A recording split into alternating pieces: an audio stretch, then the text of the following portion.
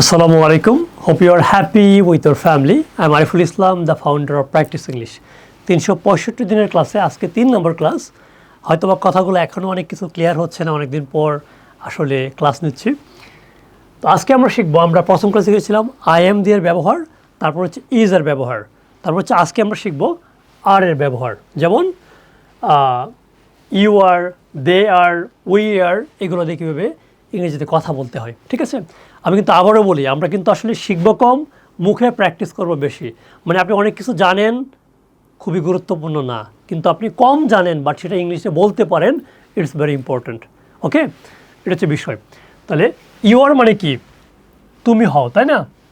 তুমি বা হচ্ছে তারা বা আমরা কেমন, আসলে কি সে আসলে কি সুখী। You are happy, you are excited, you are confident, you are brave, you are helpful and you will be confident. এটা কিন্তু অন্য একটা বিষয়। তার মানে আমরা এখন শিখছি কি শুধুমাত্র ইজ দিয়ে, যেমন হি ইজ, শি ইজ। হ্যাঁ না, এখন আমরা শিখেছি হচ্ছে আর দিয়ে, তাই না?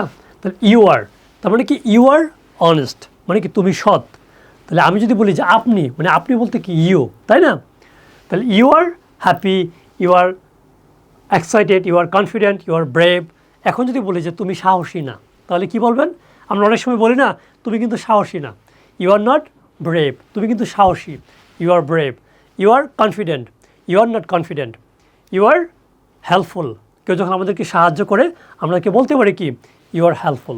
আমাদের কেউ আমাদেরকে সাহায্য না করে আমরা কিন্তু বলতে পারি যে you are not helpful. But আমরা কখনোই বলবো না এই কথাটা, আমরা সবসময় কৃতজ্ঞ থাকার চেষ্টা করবো। কারণ আল্লাহ তাআলা বলেছেন যদি আপনি কৃতজ্ঞ থাকেন তাহলে আপনার নিয়ামত আল্লাহ তাআলা বাড়িয়ে দিবেন। ঠিক আছে, তো আমরা সবসময় কৃতজ্ঞ থাকার চেষ্টা করব। তারপরে ইউ আর,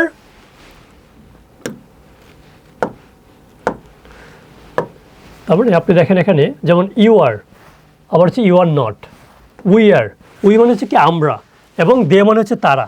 তারপরে এখানে আপনি স্ট্রাকচারগুলো একটু বোঝার চেষ্টা করেন। যেমন you are not, they are not, তারপরে হচ্ছে উই আর নট। উই মানে হচ্ছে আমরা, দে মানে হচ্ছে তারা, ইউ মানে হচ্ছে তুমি বা তোমরা। ঠিক আছে, তো এই স্ট্রাকচারগুলো একটু বোঝার চেষ্টা করবেন, তাহলে আপনি বাক্য বানিয়ে লিখতে পারবেন। যেমন আমরা যদি বলি যে ইউ আর হ্যাপি, তুমি সুখী, ইউ আর এক্সাইটেড, তুমি উত্তেজিত, ইউ আর কনফিডেন্ট। তারপর কি they are confident, they are excited, they are brave, they are helpful. তারপর হচ্ছে we are confident, we are brave, we are helpful. তো এরকম করে বাক্য তৈরি করবেন, আপনারা মুখে বলার চেষ্টা করবেন। জাস্ট আমি যা বলছি সেম কথাগুলোই আপনি বলার চেষ্টা করেন, দেখবেন যে আপনার মুখ আস্তে আস্তে করে কী হবে, ক্লিয়ার হবে ইনশাআল্লাহ। তারপর হচ্ছে মেনলি আমরা এখানে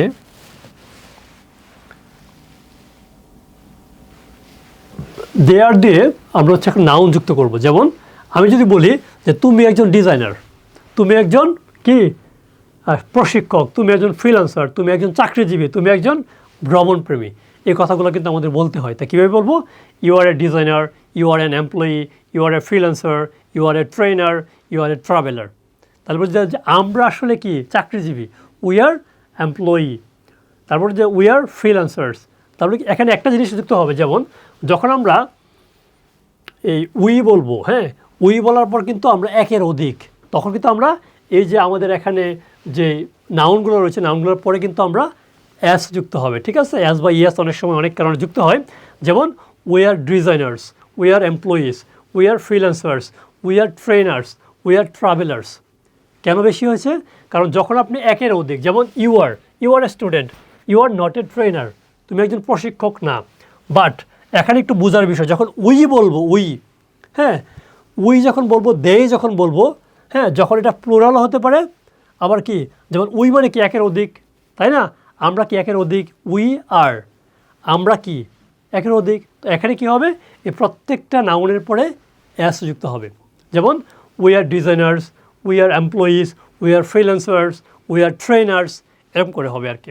ঠিক আছে, তারপর হচ্ছে আমরা এরপরে ক্লাসে আমরা এই যে আর দিয়ে ছোট্ট একটা স্টোরি লিখবো, শুধুমাত্র আর হবে এখানে, অন্য কিছু কিন্তু নেই। যেমন উই আর স্টুডেন্টস, আমরা ছাত্র। যদি একজন হতো আই এম এ স্টুডেন্ট, এখানে কিন্তু অ্যাস হয়নি। বাট এগুলো কিন্তু বোঝার বিষয়, এগুলো বেসিক বিষয়গুলো না বুঝলে আপনার পরবর্তীতে ঝামেলা হবে। ঠিক আছে, যেমন এখানে আই এম যদি করি তাহলে কি হবে, আই এম স্টুডেন্ট।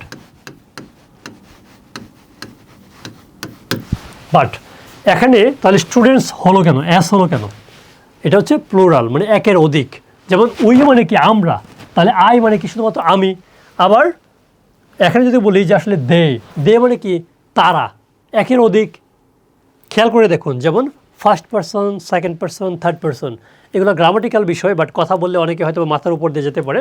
বাট যেমন আমি এবং আপনি ছাড়া, মানে আমি আর আপনি ছাড়া পৃথিবীতে যারাদেরকে আপনি দেখতে পান সবাই হচ্ছে থার্ড পারসন, এতটুকু খেয়াল রাখবেন।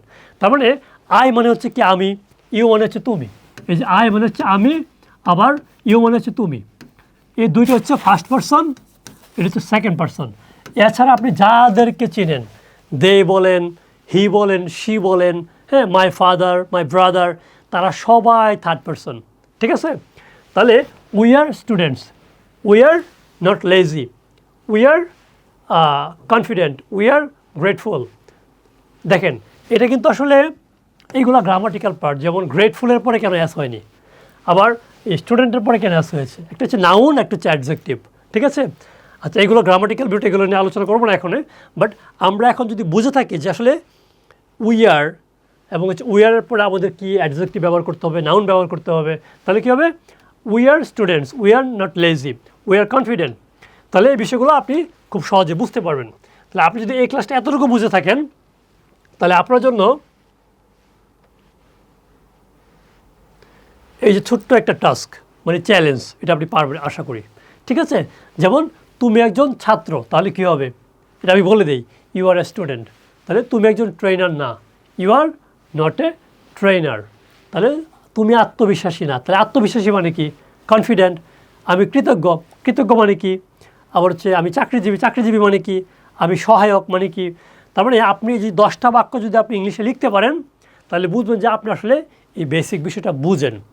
কিন্তু বোঝার পরে কাজটা কি? মুখ থেকে বের করা। আপনি এই কথাগুলো, যেমন আমি যদি আপনাকে প্রশ্ন করি যে তুমি একজন চাকরিজীবী না, তাহলে আমার অনলাইন স্টুডেন্টরা কী করে?